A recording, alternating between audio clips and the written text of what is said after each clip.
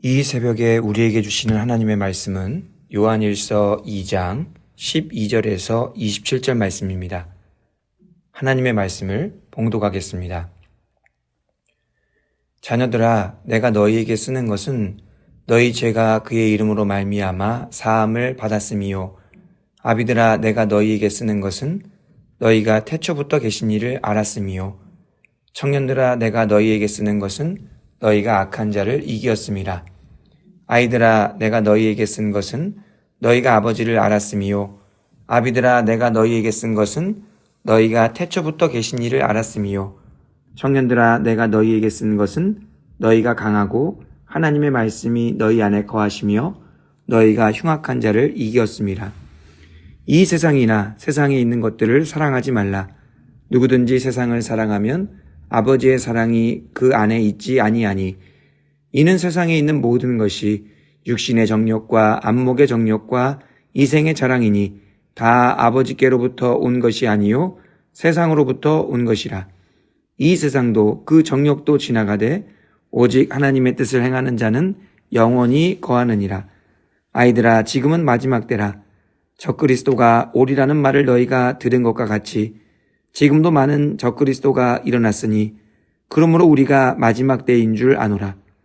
그들이 우리에게서 나갔으나 우리에게 속하지 아니하였나니 만일 우리에게 속하였더라면 우리와 함께 거하였으려니와 그들이 나간 것은 다 우리에게 속하지 아니함을 나타내려 함이니라.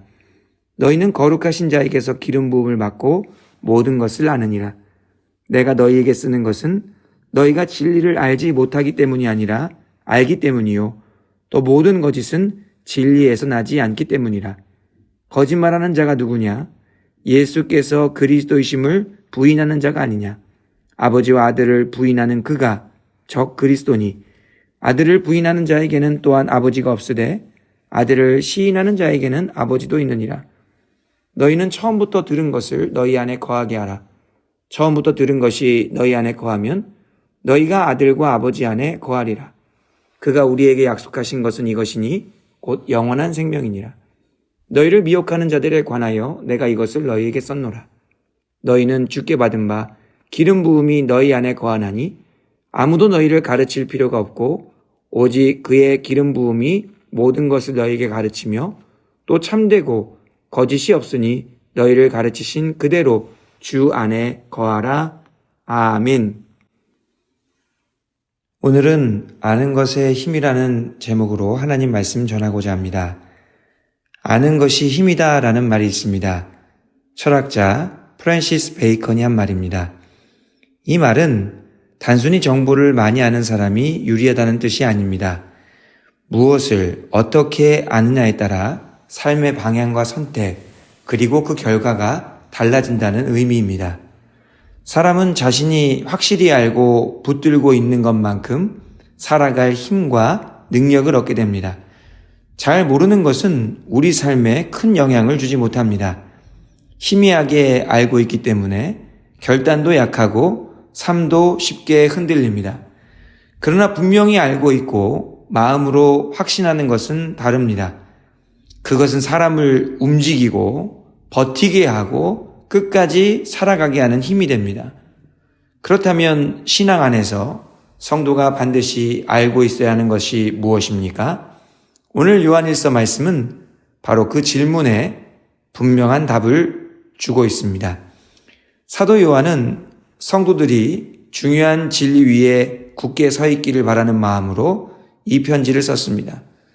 새로운 내용을 가르치기보다는 이미 알고 있으나 흐려질 수 있는 진리를 다시 기억하고 붙들게 하려는 것입니다.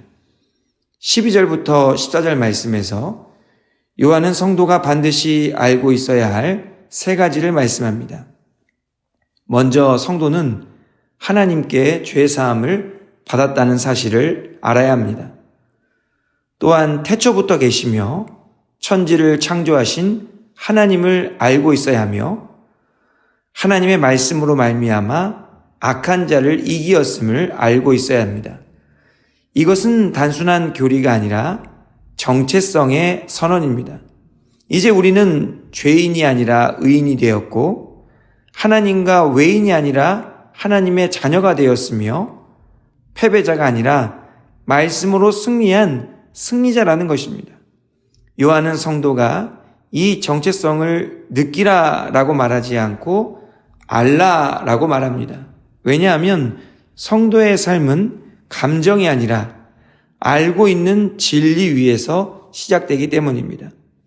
이렇게 진리로 인해 정체성이 새로워진 사람은 삶의 방향도 달라집니다. 15절부터 17절 말씀에서 요한은 그들이 더 이상 세상을 사랑하지 않고 육신의 정욕과 안목의 정욕과 이생의 자랑을 따르지 않는다라고 말씀합니다. 오직 하나님의 뜻을 따라 살게 된다는 것이죠. 그리고 그런 사람은 하나님 안에 영원히 거한다라고 증언합니다. 또한 정체성이 굳건하게 세워진 사람은 18절부터 27절 말씀해 보니까 적그리스도와 거짓을 분별할 수 있게 된다라고 말씀합니다. 거룩하신 자에게서 받은 기름 부음이 그 안에 거하고 있기 때문이죠. 그래서 미혹하는 자들에게 흔들리지 않고 진리 안에 거하며 영원한 생명을 누리게 됩니다. 사랑하는 성도 여러분, 성도의 거룩한 삶은 무엇을 하느냐의 문제가 아니라 내가 누구인가를 분명히 아는 데서 시작됩니다. 사도 요한이 끝까지 붙들게 하려 한 것은 바로 정체성이었습니다.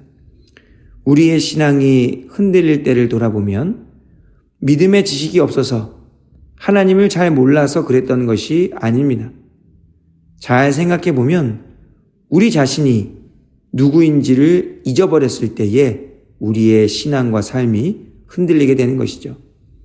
내가 하나님의 자녀라는 사실을 놓치는 순간 우리는 다시 세상의 기준으로 우리 자신을 평가하려 합니다. 세상의 방식을 따라 살아가려 하게 되는 것이죠. 이 모든 것이 정체성이 흔들려서 일어난 일들입니다. 성도는 세상에 속한 사람이 아니라 하나님께 속한 사람입니다. 요한은 성도가 이 정체성 위에 서 있을 때 유혹을 이기고 거짓을 분별하며 끝까지 믿음을 지킬 수 있다라고 말씀합니다. 우리의 의지로 거룩한 삶을 살아가는 것이 아닙니다. 진리로 세워진 정체성 안에 거하고 있을 때에 거룩하게 살아갈 수 있습니다. 그러므로 오늘 우리의 결단은 분명합니다. 세상이 만들어준 정체성에 사로잡히면 안 됩니다. 그것은 세상을 사랑하고 세상을 따라가는 일이 됩니다. 오직 하나님께서 우리에게 주신 그 정체성을 붙들어야 합니다. 하나님께서 진리로 새롭게 해주신 정체성 안에 온전히 거해야 합니다. 그래야 일상을 살아갈 때 세상의 유혹 앞에서 나는 하나님의 자녀다. 나는 진리 안에서 새롭게 된 사람이다. 나는 말씀으로 승리한 사람이다라는 그 정체성을 기억해야 됩니다. 그리고 이 정체성을 스스로에게 선포할 수 있어야 합니다. 그렇게 할 때 하늘로부터 내려오는 힘과 능력을 얻게 되는 것입니다. 하나님을 아는 지식은 단순한 정보가 아닙니다. 우리의 정체성과 우리의 삶을 새롭게 하는 놀라운 진리입니다. 그 진리 위에 굳게 서서 세상 속에서도 흔들리지 않고 끝까지 믿음의 길을 잘 걸어가시는 영혼의 복된 성도님들이 다 되시기를 주님의 이름으로 축원합니다. 기도하겠습니다. 하나님 아버지 감사드립니다. 말씀을 통해 우리가 반드시 알고 있어야 하는 것이 무엇인지 다시 한번 깨닫게 하시니 감사드립니다. 하나님을 아는 지식 위에 굳건하게 서서 하나님을 기쁘시게 해드리는 삶을 살게 하여 주시옵소서. 육신의 정욕과 안목의 정욕, 이생의 자랑을 이겨내게 하시고 진리를 분별하여 오직 하나님의 뜻에 순종하는 복된 삶을 살게 하여 주시옵소서. 그리하여 항상 진리 안에 거하며 영원한 생명을 누리게 하여 주옵시고 더 나아가 영원한 생명을 전하며 살아가는 영혼의 복된 성도님들이 다 되게 하여 주시옵소서. 예수 그리스도의 이름으로 기도하옵나이다.